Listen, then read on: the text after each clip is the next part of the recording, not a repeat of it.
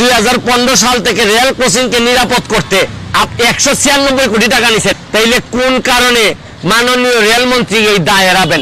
এটা আমি প্রথমে জানতে চাই। মানে এত কোটি টাকা নিলেন, নিয়ে গেটম্যানদের নিরাপত্তা বা গেটের নিরাপত্তার জন্য এই টাকা যে কি করছেন আল্লাহ মাহবুব জানে। আপনাদেরকে আরেকটা কথা বলতে চাই, মাননীয় রেলমন্ত্রী আর বাংলাদেশের রেলগুলো দেখলেই দেখবেন একদম পুরাতন। মাননীয় রেলমন্ত্রীর শরীরের অবস্থা আর রেলের অবস্থা প্রায় সেম, যার কারণে দুইটাই বড় কষ্ট হইতেছে চলতে। আমি বলছি না যে মানুষ বয়স বেশি হইলেই দুর্বল হয়ে যায়, কিন্তু মনের মধ্যে যে শক্তিটা থাকতে হয় এটা আমাদের এই মাননীয় রেলমন্ত্রীর নাই। অনেক বুড়া বয়সের মানুষের মধ্যেও অনেক তারুণ্য থাকে, কিন্তু এটা ওনার মধ্যে নাই। আরেকটা জিনিস হচ্ছে গিয়ে, মাননীয় প্রধানমন্ত্রী আমাদের যাদেরকে মন্ত্রী বানাইছেন এর মধ্যে অনেকেই তারা মনে করেন যে মাননীয় প্রধানমন্ত্রী মানে এটা একটা পুরস্কার দিচ্ছেন, বাসায় বসে ছেলে মেয়ে নিয়ে সংসার করতে হবে, আর এই পুরস্কারটা 5টা বছর ভাতা মনে করে খাইতে হবে। আরে এটা তো ভাতা না, পুরস্কার না, এটা দায়িত্ব দিয়েছেন মাননীয় প্রধানমন্ত্রী। এখন আপনাদের কর্মকাণ্ডের কারণে পুরো সরকার বিতর্কিত হইতেছে, কারণ মাননীয় মন্ত্রী আপনাদেরকে ভালো মনে করে বানাইছেন। আপনারা সততার সাথে, যোগ্যতার সাথে আপনারা রেলটার সামনের দিকে নিয়ে যাবেন। খালি ইয়েস করার জন্য আপনাদেরকে বানান নাই, আলটিমেটলি ইয়েস করে দেশটার 12টা বানাই ফেলতেছেন আপনারা।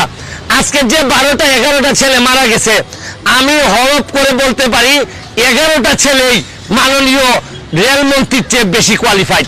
আপনারা খবর নিয়ে দেখেন, এরা বাংলাদেশের মাননীয় রেলমন্ত্রী। আমি সম্মান রেখে বলছি, আপনি আজকে মারা গেলে বাংলাদেশের খুব বেশি ক্ষতি হবে না, কিন্তু যে 12টা ছেলে মারা গেছে আপনারা একবার বিবেচনা করে দেখেন। আজকে আমার ভাই যে ছেলেটার মা বাবা জানে কি হারাইছে, একমাত্র এই ছেলেটা ইনকাম করার সম্ভাবনা ছিল, এরা জানে কি হারাইছে। গেটম্যানের মামলা দিয়ে মনে রাখেন দুনিয়াতে রাজত্ব করতেছেন। তো আপনারা তো রেলমন্ত্রী, মাননীয় রেলমন্ত্রী, আপনারও ছেলে মেয়ে আছে, ব্যারিস্টার বানাইছেন, সুরক্ষিত করছেন এদেরকে, কিন্তু কাদেরকে অরক্ষিত করে দিচ্ছেন একবার বিবেচনায় নেন। আমার কথা পছন্দ হবে না, আমারা ধ্বংস করে দেন, কিন্তু নিজেরা শুধরাই যান।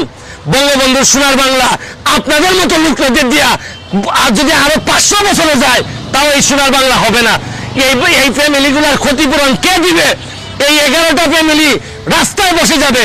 এদের দায় যদি রাষ্ট্র নিতে না পারে, এই দেশ মানুষ কোনদিন এই দেশে মানুষের দেশপ্রেম হবে না।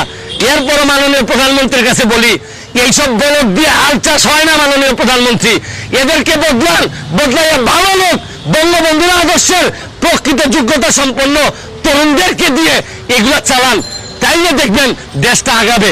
ভালো থাকুন, সুস্থ থাকুন।